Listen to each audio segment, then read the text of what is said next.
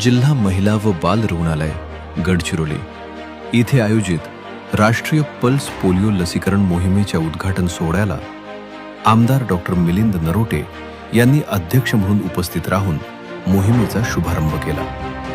यावेळी उपस्थित मान्यवरांच्या हस्ते लहान बालकांना पोलिओ प्रतिबंधक लसीचे 2 थेंब पाजून या महत्त्वपूर्ण जन आरोग्य अभियानाची सुरुवात करण्यात आली। या प्रसंगी आमदार डॉक्टर मिलिंद नरोटे यांनी सर्व पालकांना आवाहन करत सांगितले की 2 थेंब प्रत्येक वेळी पोलिओ मुक्त भविष्यासाठी हा संदेश प्रत्येक घरापर्यंत पोहोचला पाहिजे।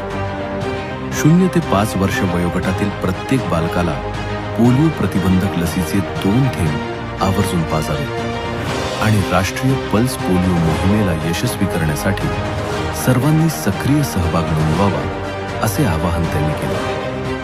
निरोगी बालपण, सुरक्षित भविष्य आणि पोलिओ मुक्त भारताच्या निर्मितीसाठी चला आपण सर्वजण एकत्र येऊया।